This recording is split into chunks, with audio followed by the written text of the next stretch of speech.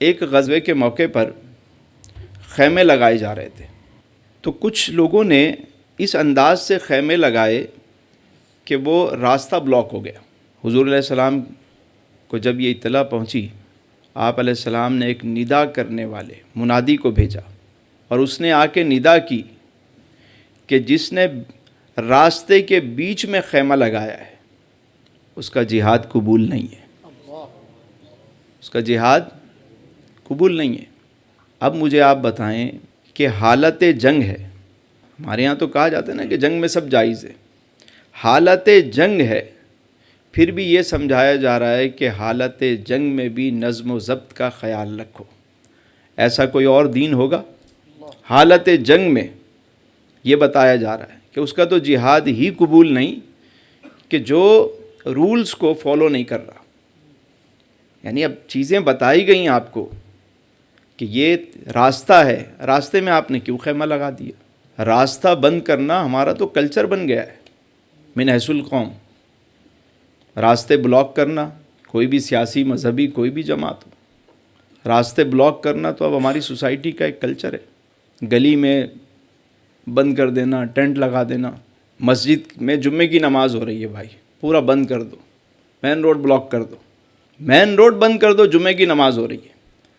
اور ادھر میرے حضور کیا تعلیم دے رہے ہیں صلی اللہ علیہ وآلہ وسلم، جنگ کی حالت میں بھی راستے کو بند نہ کرو، گزرگاہ کو بند نہ کرو۔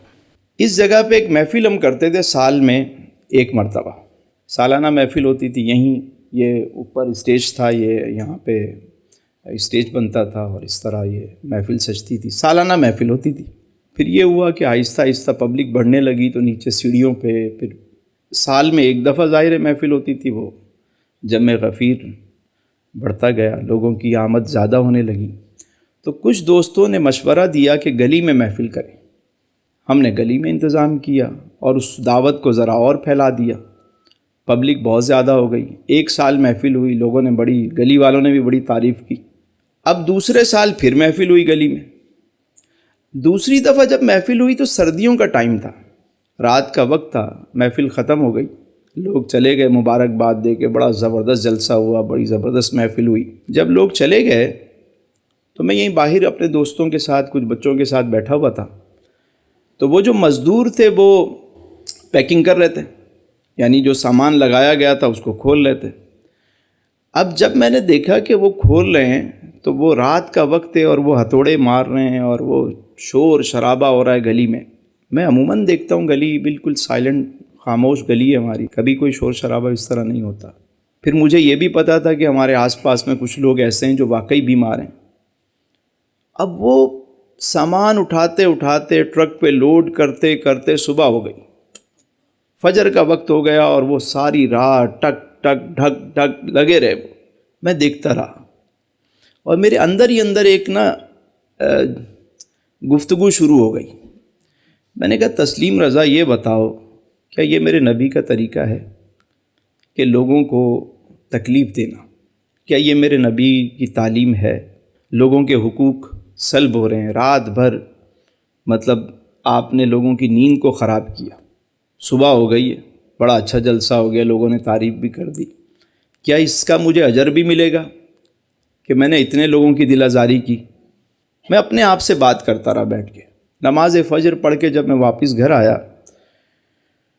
تو میں نے نیت کی کہ آج کے بعد میں گلی میں محفل نہیں کروں گا، میں کسی شادی ہال میں کر لوں گا، کسی گراؤنڈ میں کر لوں گا، اپنے گھر کی چھت پہ کر لوں گا، میں گلی میں محفل نہیں کروں گا کہ میری ذات سے کسی کو تکلیف پہنچے۔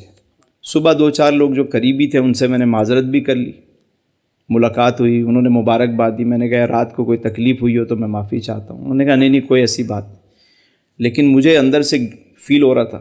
اب میری نیت محفل کرانے کی بھی اچھی تھی اور بعد والی نیت بھی میری اچھی تھی کہ اس سے لوگوں کو تکلیف ہوئی ہے۔